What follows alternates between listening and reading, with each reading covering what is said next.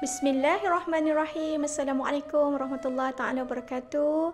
Ya, tuan-tuan dan puan-puan, kita berada dalam rancangan Short and Sweet Ramadan. Pada kali ini dengan kupasan kita iaitu bertajuk Sahur dan Keberkatannya.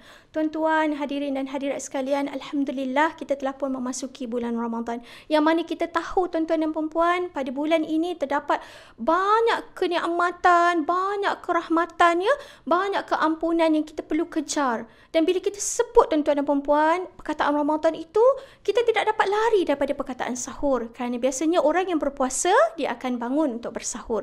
Tuan-tuan dan puan-puan, tentang apa yang ditakrifkan dengan sahur. Sahur ni ditakrifkan sebagai perbuatan makan dan minum yang kita lakukan ya pada akhir malam ya, dan perbuatan tersebut perlulah diakhiri sebelum masuknya waktu fajar ya, kerana niat kita untuk berpuasa. Biasalah tuan-tuan dan puan-puan, bila kita bangun untuk bersahur, secara automatik kita hendak berpuasa pada hari tersebut. Jadi tuan-tuan dan puan-puan sebenarnya tempoh sahur ni berapa lama?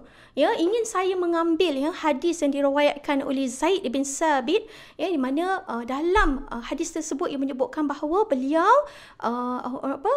bangun bersahur bersama dengan Nabi sallallahu alaihi wasallam, dan ketika beliau bangun bersahur, kemudian beliau pun bangun untuk mengerjakan solat. Ya, beliau bertanya kepada Nabi sallallahu alaihi wasallam, ya, berapakah jarak di antara keduanya iaitu sahur dan solat subuh? Maka Nabi kata 50 ayat.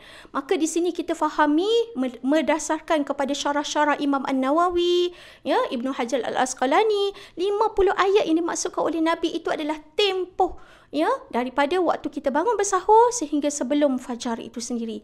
Maka dalam konteks sahur ni tuan-tuan, kita kena faham ya, dia berbeza dengan waktu berbuka puasa. Kalau berbuka puasa, kita disunnahkan untuk mengawalkan ya, perbuatan berbuka itu. Bila kita dengar je azan, automatik kita bismillah, kita memulakan perbuatan makan dan minum itu ya, mungkin dengan sebiji tamak atau dengan air. Berbeza tuan-tuan dengan sahur. Sahur ni disunnahkan untuk kita melewatkan sahur tersebut.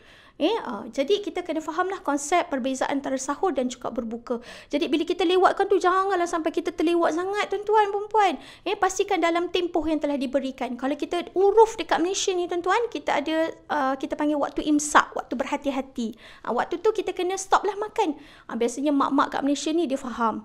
Bila mana nak panggil anak-anak bangun bersahur kan, tiba-tiba nak pastikan anak-anak tu tak terlewat sangat, dia akan pastikanlah, dia akan limitkan dengan waktu berhati-hati, waktu imsak tu.